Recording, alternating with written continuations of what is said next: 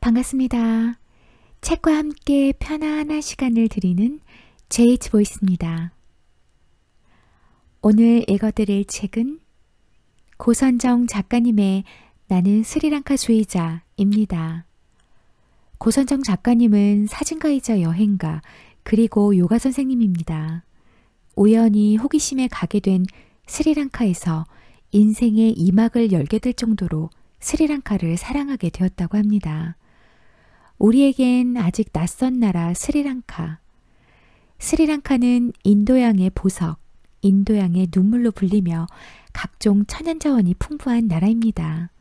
그런 이유로 16세기 초부터 유럽의 식민 지배를 받았고 최근까진 내전으로 인해 아픈 역사를 지니고 있습니다. 하지만 아름다운 대자연과 문화유산, 그리고 맑고 순수한 사람들이 조화롭게 살아갑니다. 실룬티, 바다거북이, 캐스바의 나라 스리랑카, 그 이야기 지금 시작합니다. 만나르에는 왜 가는 거야? 새벽 5시 반다라이커 국제공항에 한국 국적기가 도착했다. 공항에 마중을 나온 나빈이 내게 던진 첫 질문이었다. 나빈은 고나가마라는 중부 지역에서 와 내 스리랑카 북부 여행을 도와준 친구이다.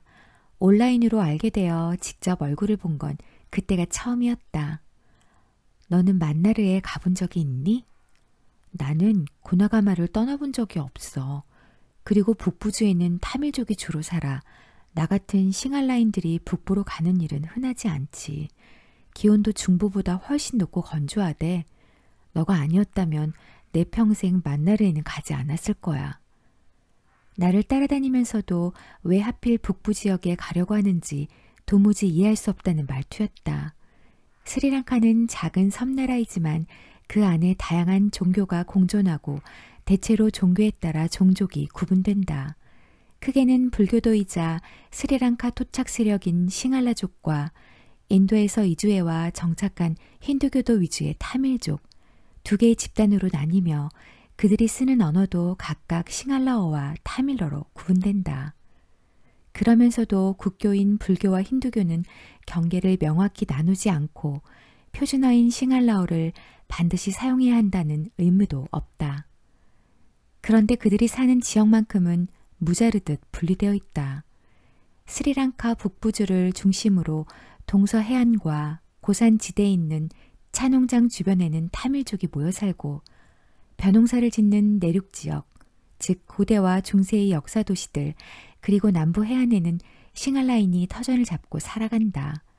사정이 그러니 남부에도 가보지 않은 싱할라인 나빈이 만나르 같은 북부 지역에 가보았을 리 만무했고 따라는 나섰으나 그렇게나 먼 곳으로 향하는 내 행로에 의문을 갖는 것은 당연했다. 나야 여행의 기획자이니 어떤 고생도 기꺼이 감내해야 할 입장이었지만 장거리 여행을 해본 적이 없다던 나빈에게는 혹여 그 시간이 고문 같지 않았을까. 공항에 마중을 나오느라 한숨도 못 잤다던 그의 말이 생각나서 버스 안에서 잠시 눈을 붙이기를 권했다. 그랬더니 나빈은 한쪽에 세워놓은 내 여행 가방과 내가 대각선으로 메고 있던 카메라를 수줍게 가리켰다. 그러고는 짐을 지키고 목적지를 확인하느라 끝내 긴장을 내려놓지 않았다. 콜럼보 포트에서 버스에 오른 지 8시간이 지났다. 비로소 스리랑카 북서부 끝에 위치한 만나르 섬에 도착했다. 섬은 마치 선남선녀의 애틋한 전설이라도 품은 듯 인도의 라메스와람 섬을 하염없이 바라보고 있었다. 만나르 해안가에 두 발을 딛고 서자 유럽 대륙의 서쪽 끝, 기나긴 수평선을 새빨간 노을로 물들이며 대서양으로 거칠게 뛰어들던 카보다로카의 붉은 태양이 오버랩되었다. 때는 한낮이라 붉은 기운이라고는 시로라기만큼도 찾아볼 수 없었지만 포크 해협의 기나긴 수평선이 인도양의 바다 물속으로 내리꽂힌 모습이 그 안에 이미 석양을 품은 듯 비장해 보였다. 오른손 검지손가락을 들고 살짝 굽혀서 옆으로 뻗은 모양처럼 생긴 만나르 섬의 서쪽에는 얕은 여울을 따라 산호초와 모래톱이 라메스 와람 섬까지 징검다리처럼 이어져 있다. 포크 헤업이라 불리는 그곳은 수심이 1m에서 10m 정도밖에 되지 않아 과거에는 선박이 지나다닐 수 없었고 15세기까지는 용로로 이어져 있어서 바닷길을 도보로 건너 다녔다고 한다. 스리랑카인은 그곳을 아담스 브리지라고 불렀다. 아담스 브리지는 분명 인도와 스리랑카 두 나라 간 문화 교류의 중심 통로였을 것이다. 그래서 그곳에는 인도와 얽힌 신화가 많다. 인도의 대서사시 라마야나에 등장하는 용맹무쌍한 장군 하누만에 대한 이야기가 많이 알려져 있다. 그의 활약상에 아담스 브리지가 중대한 역할을 했으니 그 이야기를 잠깐 소개한다. 비슈누의 화신이자 코살라의 국왕이던 라마와 스리랑카의 영웅신인 라와나가 벌인 대대적인 전투에서 라마의 부인 시타가 스리랑카로 납치되었다. 인도 신화 속에서는 무시무시한 악신으로 묘사되었던 라와나는 어떤 신에게도 지지 않는 불패의 존재이다. 오직 인간과 동물만이 그를 무릎 꿇릴 수 있었기에 라마는 신과 원숭이 사이에서 탄생한 하누만 장군을 앞세워 스리랑카로 진격했다. 용감하고 헌신적인 하누만은 자신의 장기인 다리 벌려 멀리 뛰기로 포크 헤업의 모래톱을 몇 걸음 만에 뛰어넘어 라와나를 무찌르고 시타를 구출했다. 요가에서는 앞뒤로 다리를 쭉 벌린 자세를 하누만 아사나라 하는데 하누만 신의 이 같은 활약상을 길어붙인 이름이라고 한다. 아담스 브리지는 석가모니와 관련해서도 매우 중요한 장소이다. 부처님은 설법을 위해 스리랑카를 3차례 방문했다고 하는데 그때마다 길이 되어준 것 또한 아담스 브리지였다. 그러나 안타깝게도 지금은 포크 헤업의 수심이 깊어져 아담스 브리지는 위성사진으로만 흔적이 남아있다. 해변을 따라 짧지 않은 거리를 걸었다. 아담스 브리지의 입구는 끝내 찾지 못했다. 달이었던 그 앞에 한번 서보고 싶다는 기대를 했을 뿐인데 이미 물속으로 가라앉은 모래톱은 기어이 모습을 드러내지 않았다. 결국 등대 쪽으로 방향을 바꾸었다. 등대가 있는 해안까지 철로가 뻗어 있었다. 콜롬보에서 출발하는 기차의 종착지인 탈라이 만나르역의 허름한 역사를 지나쳤지만 그곳 역시 승객은커녕 영무원도 자리를 비워 횡했다. 말없이 동행하던 나빈이 마침내 입을 열었다. 만나르에는 유명한 관광지도 없는데 설마 있지도 않은 아담스 브리지를 찾으러 여기까지 온 건 아니지? 사실 만나르를 찾은 진짜 이유는 만나르라는 지명 때문이었다. 스리랑카 지도 위에서 만나르를 본 순간 천주교 미사 중 영성체 때 자주 부르는 177번 성가의 이스라엘 모든 백성들은 만나를 먹으며 라는 구절이 떠올랐다.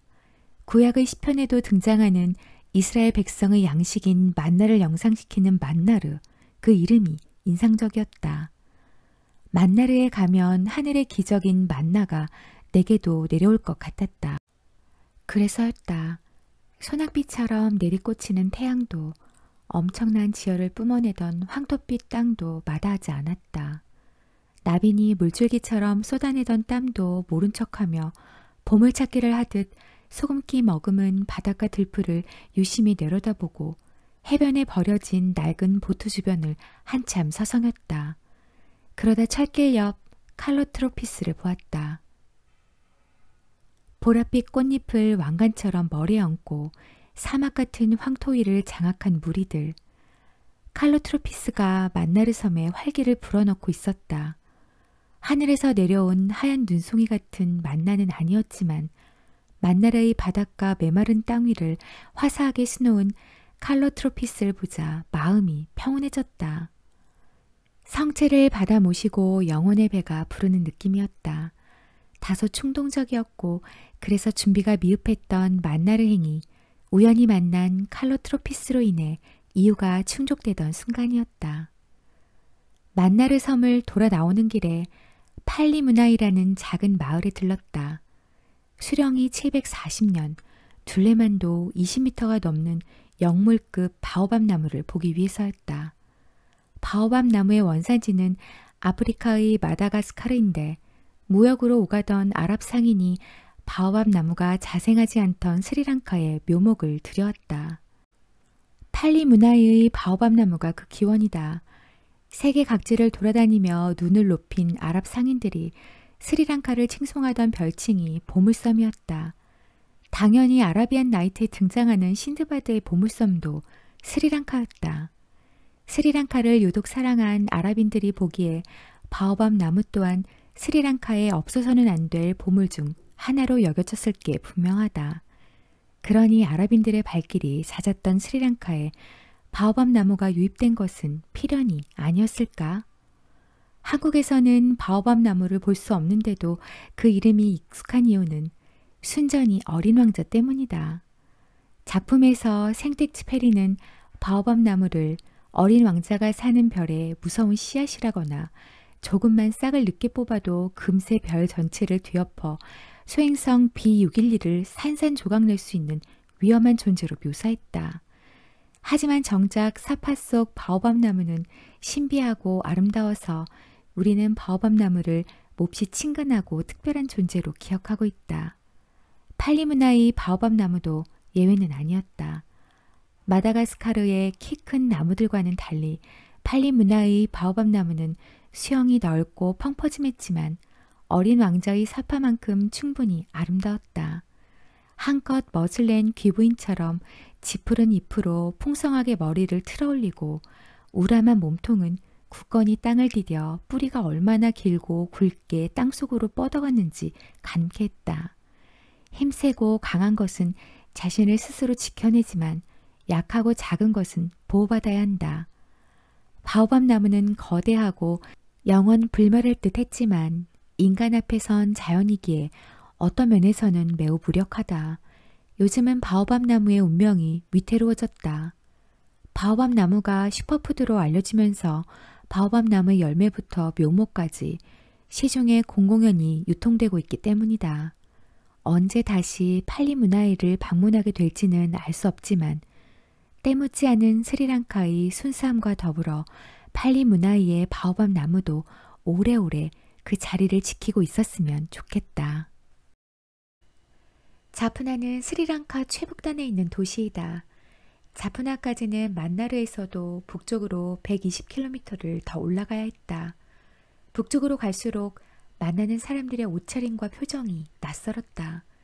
주민 대부분이 타밀족과 무슬림이니 차림새가 남부 지역과 다른 것은 그렇다 치고 표정은 왜 그리 어둡고 무거웠던 걸까? 미소를 지체하는 사람들 틈에서 자푸나 일정을 수월하게 마칠 수 있을지 은근히 걱정이 되었다.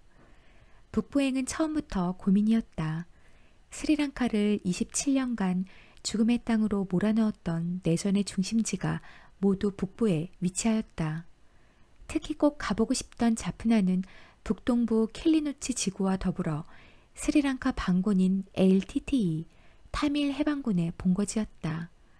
전쟁이 끝난 이후에도 잠재적 위험지역이라 하여 한동안은 외국인의 출입도 금지하던 곳이다. 그 일만 아니었어도 자푸나는 평화롭고 고요한 도시로 내게 기억되었을지도 모른다.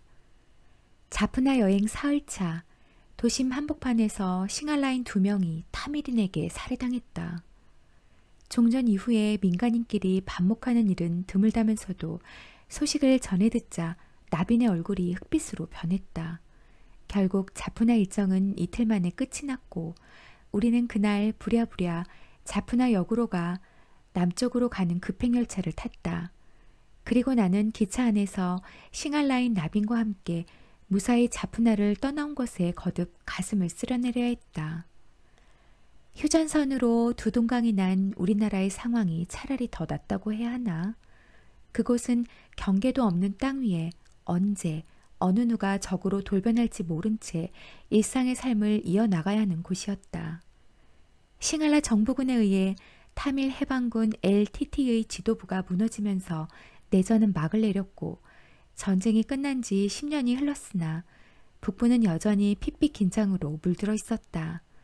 그러니 사람들의 숨에 웃음기가 섞여 있지 않을 만도 했다. 그래도 삶은 지속된다라는 말처럼 사람들의 어두웠던 표정과 달리 자푸나 도심은 여느 곳과 마찬가지로 활기찼다. 전통시장은 수많은 사람으로 북적였고 냉방시설이 잘 갖춰진 대형마트도 군데군데 눈에 띌 만큼 거리는 번화했다. 중심 도로를 벗어나 자푸나 성체 쪽으로 가다 보면 인도 세라세닉 양식으로 지어진 정갈한 흰색 건물을 만나게 된다. 1933년에 문을 연 자푸나 공공도서관이다. 타밀인들의 자부심이었던 자푸나 도서관에는 9만 7천 권이 넘는 장서와 자료가 있었고 1950년대부터 약 30여 년간 아시아 최대 규모의 도서관으로 명성을 떨쳤다. 하지만 1981년에 있었던 화재로 도서관 건물이 전소되었고 장서도 모두 소실되었다.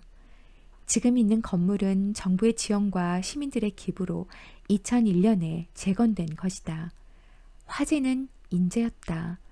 싱할라인 몇 명이 도서관에 불을 질렀다. 그 몰지각한 행동은 금전적, 문화적으로 막대한 손실을 입혔고 싱할라인과 타밀인 간의 갈등에 불을 놓았다. 급기야 1983년 검은 7월이라 불리는 총격전이 일어났고 그 사건을 기점으로 장마처럼 길고 지루했던 싱할라 정부군과 타밀 해방군 사이의 내전이 시작되었다. 하지만 내가 찾을 당시 도서관은 더할 나위 없이 평화로웠다. 정문 앞 정원 안쪽에는 사라스와티의 조각상이 거대한 오르골처럼 놓여 있었다. 힌두교의 여신이 공공도서관 입구를 지키는 모습을 보며 자푸나가 타밀인 중심의 힌두 문화권임을 실감했다. 신발을 벗고 도서관 안으로 들어갔지만 정숙한 공간을 휘젓고 다닐 수가 없었다.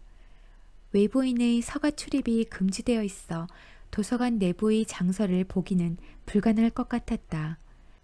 아쉬운 마음에 복도를 잠시 서성이다가 타나발라 알라신삼씨를 만났다.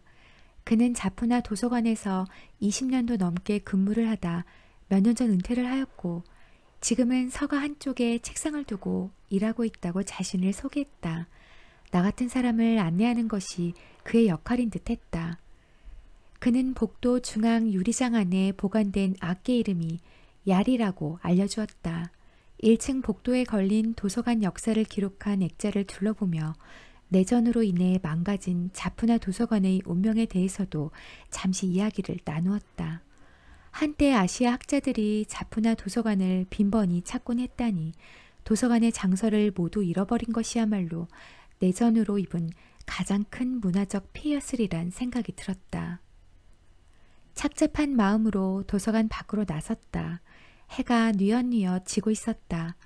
타나발라 알라신삼씨가 알려준 대로 석양을 보기 위해 부지런히 자푸나 성체 쪽으로 이동했다. 성체의 하늘에는 이미 노을이 부드럽게 흐르고 있었다. 구름이 거대한 황금띠를 두르고 우리를 반겼다. 번화한 거리와 달리 성체는 한적했다. 그런데도 아이스크림을 파는 작은 트럭 한 대와 몇 가지 과일을 실은 수레가 손님을 부르고 있었다. 알록달록한 토핑을 얹은 아이스크림 2개와 망고스틴 한 봉지를 사들고 성체에 걸터 앉았다. 아이스크림은 혀가 얼얼해질 만큼 달았지만 성체를 감싸던 노을이 있어 참고 먹을만 했다. 해가 저물자 무자비하게 내리쬐던 태양도 조금씩 관대해지고 한 자락 바람이 머리카락을 쓸고 지나갔다. 부드럽고 포근했다. 긴장이 풀리자 폭주하는 기관차처럼 하늘길을 날고 또 버스길을 덜컹이며 머나먼 곳까지 쉬지 않고 달려오느라 모른 채 했던 피로가 한꺼번에 몰려왔다. 성벽에 슬며시 등을 기대었다.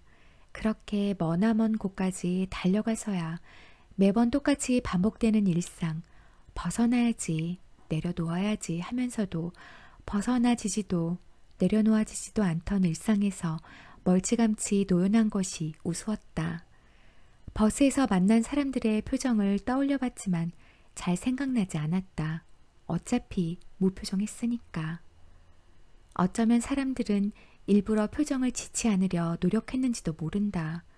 과거에 겪은 죽음의 공포, 현재를 살아가는 긴장과 두려움, 그런 것들을 직접 마주하기 싫었을 수도 있다.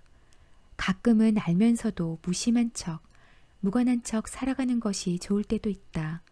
아픈 것을 굳이 아프냐며 후벼파지 않아도 아픈 건 아픈 거니까. 숙소에서 푹 쉬고 나니 몸이 한결 가벼워졌다. 나빈의 말대로 북부는 스리랑카의 다른 지역보다 훨씬 더웠다. 가만히 서 있어도 땀이 흘러내렸지만 여정을 멈출 수는 없었다. 힌두교 사원인 코빌은 다음날 방문하기로 했으니 그날은 시외버스를 타고 포인트 페드로라는 마을에 가보기로 했다. 스리랑카의 만나르와 북동부 지역에는 여러 군데의 체크포인트가 있다. 내전이 한창일 때는 수도인 콜롬보에서 자푸나까지 육로 이동은 엄두도 낼 수 없었다고 한다. 그래서 배를 타고 해안을 통해 북부 도시로 진입하곤 했으니 해안 곳곳에 줄지어선 검문소는 당연했다. 그 중에서도 스리랑카의 최북단 검문소가 있던 곳이 포인트 페드로이다. 포인트 페드로의 마을 어귀에 들어서자마자 총격과 폭격으로 무너지고 부서진 건물들이 보였다. 하지만 그런 상처를 아랑곳하지 않는 듯 포인트 페드로는 몹시 평화롭고 한적했다. 파란색 페인트 칠이 된 소박한 건물들이 하늘, 바다와 어우러져 스페인 남부의 하얀 마을 프리힐리아나를 떠오르게 했다. 한 무리의 사람들이 그물에서 물고기를 떼어내 손질하느라 분주했는데 햇볕의 뜨거운 열기에도 불구하고 노동의 결과물을 기대하는 눈빛이 달떠 보였다. 우통을 벗어젖히고 물고기를 옮기던 두 명의 어부가 카메라를 만지작거리는 나를 보고 포즈를 취해주었다. 물고기 바구니를 든 장정 두 사람의 걸음걸이가 휘청거릴 정도였으니 그들의 수확은 만족할 만했으리라. 다른 한쪽에는 이미 염장을 끝낸 엄청난 양의 물고기들이 은빛의 물결로 넘실대고 있었다. 자세히 보기 전에는 그것이 물고기 비늘과 햇살이 만나 만들어낸 장관임을 짐작할 수도 없을 만큼 눈이 부셨다. 잘 마른 물고기를 호시탐탐 노리며 그 위를 맴돌고 있는 바다 갈매기조차 얄밉지 않은 풍경이었다. 해안을 따라 걸은 지 30분 만에 옷이 땀으로 범벅이 되었고 물통은 바닥을 드러냈다. 목마른 사슴처럼 구석구석을 헤매고 다니는 나를 따라 말없이 동행하던 나빈도 더는 움직일 기력이 없어 보였다. 잠시 그늘에라도 들어가 쉬어야 할 것 같아 동네 어귀의 작은 가게에 들어섰다. 그곳에서 진저 비어를 사고 있던 한 여인을 만났다. 타밀나두 지방에서 내려와 정착한 인도계 타미린이었다. 그는 영어가 능숙했고 생김새도 싱할라인과 달랐다. 묻지도 않은 가족 소개를 해서 엉겁결에 곁에 있던 엄마와 동생 그리고 조카와도 인사를 나누었다. 그러고서 그들은 한치의 망설임도 없이 우리를 자기 집으로 초대했다. 눈짓으로 나빈의 의견을 묻고는 나도 선뜻 호의를 받아들였다. 페리아 탐피 쿵쿠맘이 그녀의 이름이었다. 나이는 19. 다른 여자들과 달리 수줍어하기보다 적극적으로 친밀감을 표현했다. 40도를 웃도는 무더위 속에 해안을 걸은 뒤라 그녀의 집마당 그늘이 무척 반가웠다. 수도가에는 초등학교 등굣길에 보곤하던 무궁화가 피어 있었고 커다란 킹 코코넛 나무에는 코코넛 열매가 손을 뻗으면 닿을 거리에 주렁주렁 달려 있었다. 의자를 내어주며 앉으라고 하더니 가게에서 산 진저비어를 내왔다. 하지만 내가 코코넛 열매에서 눈을 떼지 못하자 그녀의 엄마가 코코넛 열매 2개를 따서 건네주었다. 아무래도 모녀는 사심으로 가득 찬 나의 눈빛을 읽었던 것 같다. 그들은 그 지역을 찾은 나도 신기했지만 싱할라인인 나빈의 방문을 더 의아해했다. 어떻게 스리랑카 최북단인 자기네 마을까지 오게 되었냐는 질문을 시작으로 쿰쿰함의 엄마로부터 자연스럽게 포인트 페트로라는 작은 도시에 대한 이야기를 들을 수 있었다. 지리적으로 가까운 거리에 있는 스리랑카 북부 사람들과 인도 남부의 타밀나두 사람들은 밀접하게 교류하였다. 쿰쿰함의 식구들이 모두 인도인이란 사실을 보면 스리랑카 북부 타밀인들은 스리랑카의 삶의 터전을 잡고 있을 뿐 인도의 소속감을 더 가지고 있음이 분명했다. 인도에서도 스리랑카에 정착한 타미린을 공식적으로든 비공식적으로든 지원한다는 뉘앙스였다. 내전에 대한 생각이 머리를 스쳤다. 아무리 1970년대까지 스리랑카 경제가 우리나라 경제보다 우위에 있었다 하더라도 누군가의 경제적인 지원이 없었다면 반군이었던 LTTE가 27년이라는 긴 시간을 어떻게 정부군과 대치할 수 있었겠는가. 당시에 타밀 해방군 LTTE에 연간 2억 달러가 넘는 군비가 조달되었다고 하니 그들을 도운 것은 쿠웨이트 같은 나라만은 아니었을 것이다. 그런데 그것이 얼마나 무서운 결과를 낳았는가. 엄청난 살상무기가 작은 섬나라에 상륙했고 상상치도 못할 공포가 스리랑카를 뒤덮었다. 전쟁의 어둠이 온 나라에 깔린 채 곳곳에서 암살, 납치, 자살폭탄 테러와 인간을 방패로 삼는 사건 등 반인륜적인 사건이 연달아 일어났다. 그 결과 27년간의 내전에서 10만 명이 넘는 사상자와 100만 명 이상의 난민이 발생했다. 인도와 노르웨이, 덴마크 등의 국제사회가 개입하고 유엔의 제재가 뒤따랐으며 휴전의 시도도 있었지만 무력했다. 2004년 전쟁의 회의를 느낀 타밀군의 지도자 한 명이 핵심 군사기술을 가지고 6천여 명 LTTE 반군과 함께 정부군으로 기순하지 않았다면 내전은 훨씬 더 오래 지속되어 더 많은 희생자가 생겼을 것이다. 다행히 그 덕분에 LTTE 반군과의 내전은 2009년 5월 18일 종지부를 찍었다. 한때는 전쟁의 소용돌이 한가운데였던 체크포인트 주변에서 한가롭게 시간을 보내고 있다는 사실이 실감나지 않았다. 10년이면 강산이 변한다고 했던가. 종전 후 딱 10년이 흘렀다. 싱할라인 나빈과 타미린 쿰쿰함이 여유로운 표정으로 웃고 떠들며 함께 음료를 마시고 있었다. 그들 사이에 검색해야 할 것은 없었다. 다만 설탕을 진하게 탄 진저비어를 좋아하는 쿰쿰함이 단 것을 지독히 싫어하는 나빈의 취향만 배려해 줄 수 있었으면 그만이었다. 처음 보는 사람을 경계하지 않는 강아지와 그늘을 찾아 몰려다니는 오리들의 뒤뚱거리는 걸음을 바라보며 인생의 쉼표를 찍듯 멍하니 앉아있던 그 시간이 얼마나 소중했는지 그때는 잘 몰랐다. 다음날 쫓기듯 자푸나를 떠나야 하는 불상사만 아니었어도 쿰쿰함의 집 우물가에 피어있던 새하얀 무궁화의 꽃잎이 더 선명히 기억되었으리라. 오늘은 여기까지입니다. 오늘도 끝까지 함께 해주셔서 감사합니다.